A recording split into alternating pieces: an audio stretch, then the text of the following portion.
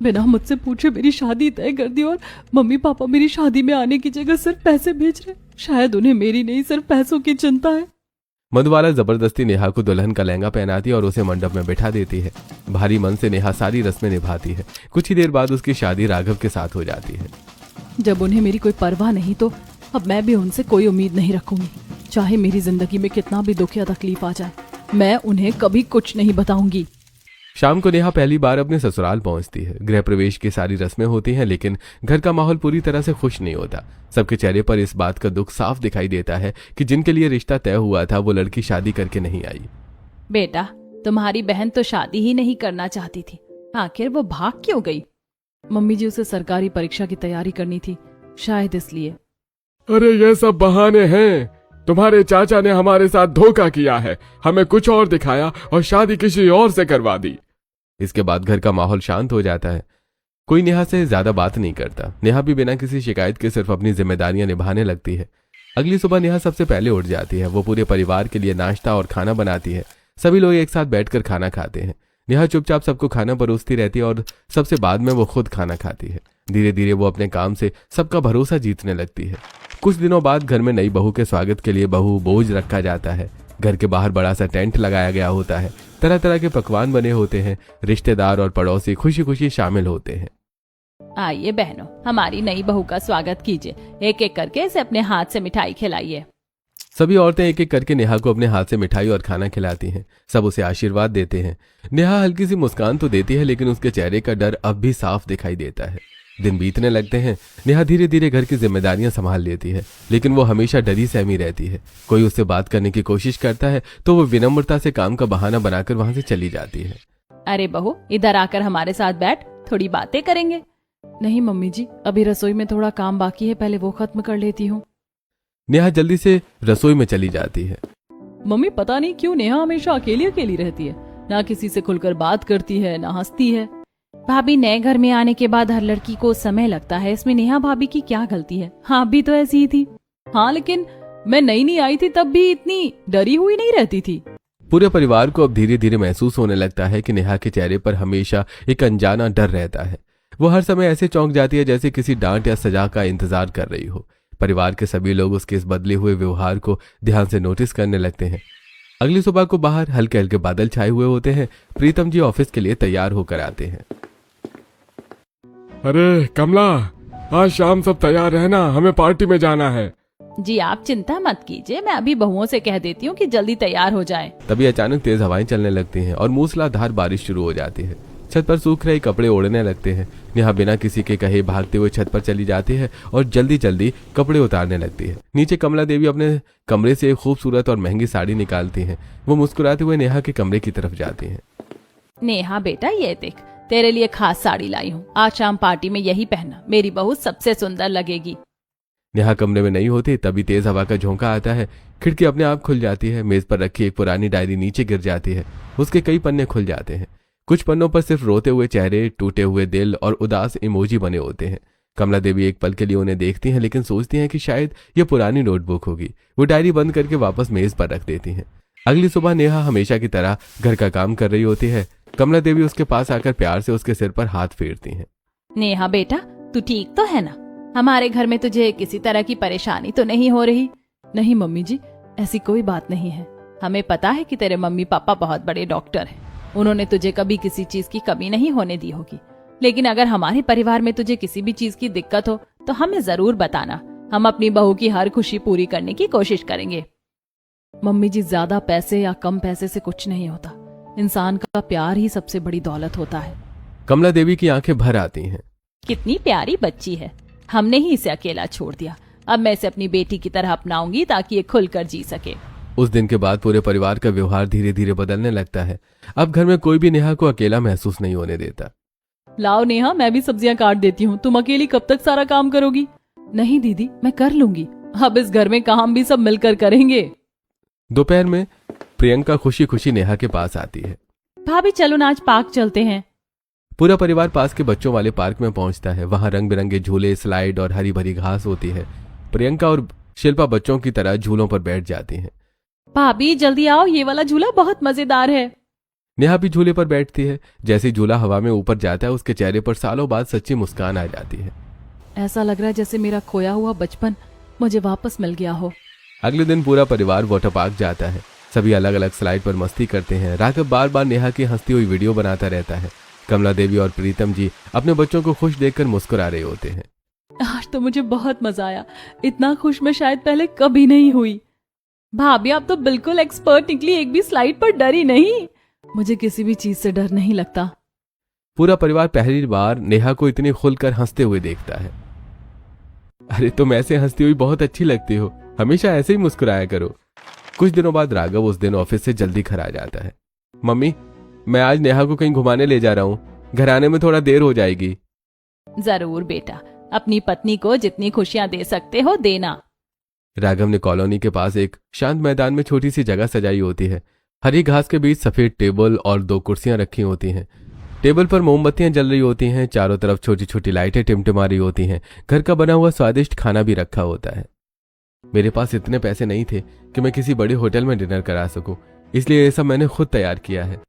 ये दुनिया का सबसे खूबसूरत सरप्राइज है। नेहा प्यार से राघव को गले लगा लेती है। पैसों से सिर्फ चीजें खरीदी जाती हैं, प्यार नहीं। आपके ये छोटे छोटे एफर्ट्स मेरे लिए सबसे कीमती हैं। दोनों मोमबत्ती की रोशनी में साथ बैठकर खाना खाते हैं और अपने जीवन की पुरानी बातें करते हैं। उसी समय दूसरी तरफ मधुबाला और महेंद्र अपने घर में बैठे होते हैं। दोनों के चेहरे पर बेचैनी साफ दिखाई देती है। हमारी सोने की चिड़िया दूसरे घर चली गई। अगर नेहा यहीं रहती तो हर महीने आने वाले लाखों रुपए भी यहीं आते। नेहा के मम्मी पापा उसे कई बार फोन करते हैं, लेकिन नेहा हर बार फोन काट देती है। उसके मन में अब उनके लिए गहरी नाराजगी बैठ चुकी थी। कुछ दिनों बाद अचानक मोहन, वसुधा, महेंद्र और मधुबाला नेहा के ससुराल पहुंच जाते हैं। बेटा चल हमारे साथ, इस बार हमने छुट्टी ली है, कुछ दिन हमारे साथ रहना। हम तेरी शादी में भी नहीं आ पाए थे, अब तेरे साथ समय बिताएंगे। नेहा अंदर ही अंदर गुस्से से भर जाती है, लेकिन कुछ नहीं कहती। कोई बात नहीं बेटा, अपने मायके होकर आजा। माँ बाप के साथ थोड़ा समय बिताना भी जरूरी होता है। शायद शादी के बाद इनके व्यवहार में भी बदलाव आ गया होगा। लेकिन मायके पहुंचते ही सब कुछ पहले जैसा हो जाता है। सुबह मोहन और वसुधा अस्पताल चले जाते हैं। उनके जाते ही मधुबाला और महेंद्र का असली चेहरा सामने आ जाता है। मधुबाला गर्म तवा छूने का बहाना बनाकर नेहा का हाथ जला देती हैं। महेंद्र उससे पूरे घर की सफाई करवाता है। पानी भरी भरी बाल्टियां एक जगह से दूसरी जगह उठवाते हैं, जानबूझकर उसे आराम नहीं करने देता। शाम तक नेहा के हाथों और पैरों पर कई चोटों के निशान बन जाते हैं। कुछ दिनों बाद नेहा वापस ससुराल लौटती है। जैसे ही कमला देवी उसकी कलाई पकड़ती है, उन्हें कई पुराने और नई चोटों के निशान दिखाई देते हैं। बेटा ये क्या हुआ? तू यहाँ से तो बिल्कुल ठीक गई थी, इतने सारे निशान कैसे आ गए? कुछ नहीं मम्मी जी, मैं और मेरी बहन बारिश में भीग रहे थे, फिसल गए थे, बस उसी में चोट लग गई। कमला देवी बाहर से कुछ नहीं कहती, लेकिन उनके मन में शक और गहरा हो जाता है। नहीं, बात सिर्फ इतनी नहीं है, ये लोग आज भी मेरी बहू को तकलीफ दे रहे हैं। अब मैं खुद सच पता लगाऊंगी और इन्हें सिखा कर रहूंगी कि बेटी के साथ कैसा व्यवहार किया जाता है। उसी शाम घर में हल्की बारिश का मौसम होता है।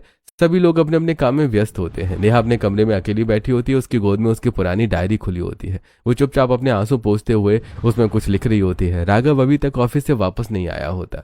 मायके की इतनी तकलीफ शायद मेरे ससुराल वाले समझ रहे हैं, लेकिन पता नहीं क्यों मुझे अभी भी बहुत डर लगता है। मुझे उन लोगों से सबसे ज्यादा डर लगता है जो सामने कुछ और होते हैं और पीठ पीछे कुछ और बन जाते हैं। नेहा अपनी डायरीज में एक छोटी सी कविता लिखती है। हंसती हूं मैं सबके आगे, पर दिल हर पल रोता है। अपनों के दिए जख्मों का हर दर्द अंदर होता है। चेहरे पढ़ना सीख लिया है, फिर भी डर कम होता नहीं। जिसे अपना समझूं दिल से, उस पर अब विश्वास होता नहीं। तभी कमरे का दरवाजा खुलता है। राघव ऑफिस से लौट आता है। नेहा जल्दी से डायरी बंद करके तकिए के नीचे छुपा देती है। अरे क्या कर रही थी? सब ठीक तो है ना? मायके गई थी, वहां सब कैसा रहा? हाँ, सब ठीक था। आप बैठिए, मैं आपके लिए चाय लेकर आती हूँ। राघव महसूस कर लेता है कि नेहा कुछ छिपा रही है, लेकिन वो उस पर कोई दबाव नहीं डालता। आने वाले दिनों में पूरा परिवार नेहा के बदले हुए व्यवहार को और गहराई से समझने लगता है। एक सुबह नेहा के सिर में बहुत तेज दर्द होता है। वो काम करते करते अपना सिर पकड़कर बैठ जाती है। अरे बहू, क्या हुआ? मम्मी, मैं अभी दवा लेकर आता हूँ। पहले पानी पी लो नेहा। भाभी आज आप कोई काम नहीं करेंगी। पूरा परिवार उसकी छोटी सी तकलीफ को भी अपनी तकलीफ समझकर उसकी सेवा करने लगता है। नेहा पहली बार महसूस करती है कि कोई उसकी परवाह भी करता है। दूसरी तरफ मोहन और वसुधा कई दिनों से लगातार नेहा को फोन कर रहे होते हैं, लेकिन हर बार फोन बिना उठे ही कट जाता है। पता नहीं, शादी के बाद से नेहा हमसे ठीक से बात ही नहीं करती। उस दिन हम उसके घर भी गए थे, उसने हमसे एक ढंग की बात तक नहीं की। चलो एक बार फिर उसके ससुराल चलते हैं, शायद सामने बैठकर बात हो जाए। अगले दिन मोहन और वसुधा नेहा के ससुराल पहुंचते हैं। नेहा उन्हें देखकर भी दूरी बनाए रखती है। वो बार बार किसी न किसी काम का बहाना बनाकर वहां से चली जाती है। बेटा अपने मम्मी पापा के पास बैठ जा, काम तो बाद में भी हो जाएगा। कौन से मम्मी पापा? पूरे घर में सन्नाटा छा जाता है। अपने चाचा चाची या अपने असली मम्मी पापा, जिन्होंने आज तक मेरी कभी परवाह ही नहीं की, वो मेरे मम्मी पापा कैसे हुए? वसुधा की आंखों से आंसू निकल आते हैं और मोहन भी कुछ नहीं बोल पाते। दोनों चुपचाप वहां से लौट जाते हैं। घर लौटते समय दोनों गाड़ी में बैठे होते हैं। पता नहीं हमारी बेटी हमसे इतनी नाराज क्यों है। कोई बात नहीं, शायद थोड़ा समय लगेगा, एक दिन वो खुद ही हमसे बात करेगी। उसी समय दूसरी तरफ महेंद्र और मधुबाला अपने घर में बैठे बातें कर रहे होते हैं। अब उसके मम्मी पापा पैसे नहीं भेज रहे हैं, उसे कुछ दिनों के लिए यहाँ बुला लो, जब आएगी तभी तो फिर पैसे मिलेंगे। बुला तो लूंगा, लेकिन लगता है कि अब उसके मम्मी पापा को थोड़ा बहुत शक होने लगा है। इस बार ज्यादा अत्याचार मत करना। पहले उसे आने तो दो। अगले दिन सीढ़ियों से उतरते समय नेहा का पैर फिसल जाता है। वो गिर पड़ती है, उसके पैर में मोच आ जाती है। आह, नेहा, जल्दी बर्फ लेकर आओ। पूरा परिवार उसे सहारा देकर कमरे में लिटाता है। कई दिनों तक उसे कोई भी काम नहीं करने देता। सब मिलकर उसकी देखभाल करते हैं। कुछ दिन बाद महेंद्र फोन करके नेहा को कुछ दिनों के लिए मायके बुला लेता है। वहां पहुंचते ही फिर वही पुराना व्यवहार शुरू हो जाता है। भैया, नेहा कुछ दिन हमारे पास आई है, सोचा इसे थोड़ा बाहर घुमा दें। अगर थोड़ा पैसा भेज देते तो अच्छा रहता। हाँ ठीक है भाई, अभी पैसे भेज देता हूँ। पैसे आते ही महेंद्र और मधुबाला फिर से नेहा पर अत्याचार शुरू कर देते हैं। उसे छोटी छोटी बातों पर डांटना, पूरे घर का काम करवाना और हर सुख सुविधा से दूर रखना फिर शुरू हो जाता है। इस बार नेहा को पहली बार अपने ससुराल की बहुत याद आने लगती है। पहले मुझे लगता था ससुराल सबसे मुश्किल जगह होगी, लेकिन अब लगता है मेरा असली घर तो वही है। कुछ दिनों बाद नेहा वापस अपने ससुराल लौट जाती है। घर पहुंचते ही कमला देवी मुस्कुराती हुए उसे अपने कमरे में बुलाती है। बेटा, जो नेकलेस मैंने तुझे दिया था, जरा एक बार मुझे वापस देना। जी मम्मी जी। नेहा अपने गले से नेकलेस उतारकर कमला देवी को दे देती है और अपने कमरे में चली जाती है। जैसे ही नेहा कमरे से बाहर आती है, कमला देवी के चेहरे का भाव बदल जाता है। इस बार मैं उन लोगों को छोड़ूंगी नहीं। मम्मी, लेकिन आपको सबूत कैसे मिलेगा? सबूत पहले ही इकट्ठा कर चुकी हूँ। कमला देवी नेकलेस के लॉकेट को धीरे से खोलती है। उसके अंदर बहुत छोटा सा छिपा हुआ कैमरा लगा होता है। मम्मी, ये? जब नेहा मायके गई थी तब मैंने इसी कैमरे की मदद से सच्चाई जानने की कोशिश की थी। अब देखते हैं वहां उसके साथ क्या क्या हुआ। कमला देवी कैमरे का मेमोरी कार्ड निकालकर टीवी से जोड़ देती हैं। टीवी की स्क्रीन ऑन होती है। पूरे परिवार की नजरें स्क्रीन पर टिक जाती हैं।